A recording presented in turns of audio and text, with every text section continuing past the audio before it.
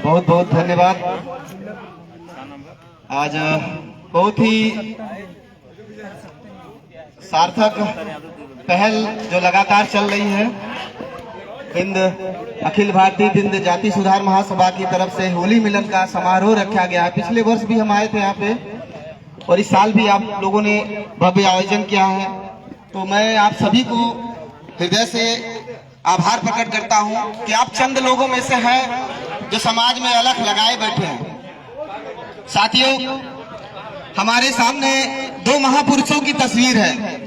एक शहीद झूरी बिंद, जिन्होंने अंग्रेजों के खिलाफ मोर्चा लिया 1942 में, जब भारत छोड़ो आंदोलन चला गांधी जी के नेतृत्व में, तो उन्होंने थानापुर ब्लॉक पर उस दौर में 10 दिन तक झंडा फहराया था।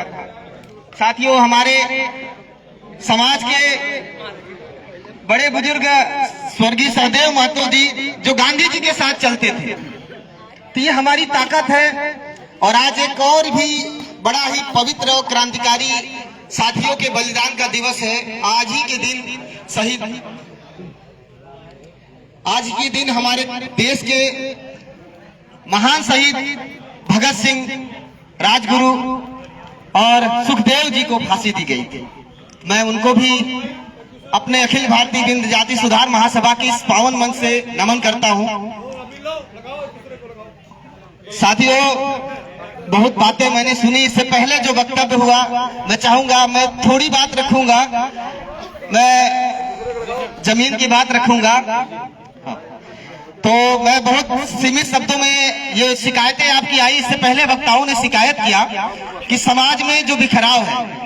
तो देखिए साथियों, समाज में बिखराव इसलिए है कि हम सब हाशिए के लोग हैं। हम लोग बिल्कुल आखिरी पायदान पे खड़े लोग हैं। और हमारे समाज में जो राजनीतिक चेतना है, वो चेतना बिल्कुल ही कम है अन्य समाजों की अपेक्षा।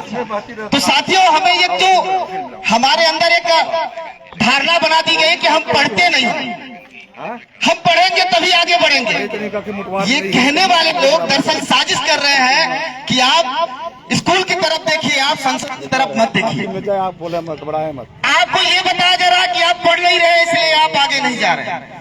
बिल्कुल पढ़िए, बेशक पढ़िए, पढ़ाई लिखाई से ही सवाल पैदा होता है। लेकिन आप देखिए कि हमारे समाज में इतने पढ़े लिखे लोग हैं, हर गांव में BA MA करने वाले लोग बैठे, लेकिन लीडरशिप की भूमिका में कौन आ रहा है? आपके हक अधिकारों के लिए लड़ने कौन आ रहा है? कोई नेता नहीं बनना चाहता, अपने आप को हर कोई अधिकारी बनाने के लिए लड़ रहा है, हर कोई अपने आप को स्थापित करने के लिए लड़ रहा है, लेकिन समाज के हक अधिकारों के लिए लड़ने की हिम्मत कोई नहीं जुटा पा रहा। तो मैं साथियों ऐसे आपसे ये भी कहना चाहता हूँ, आपको नेता भी बनना है, वकील भी बनना है, अधिकारी भी बनना है, समाज को सही दिशा में ले जाने वाला अगुवा भी बनना है।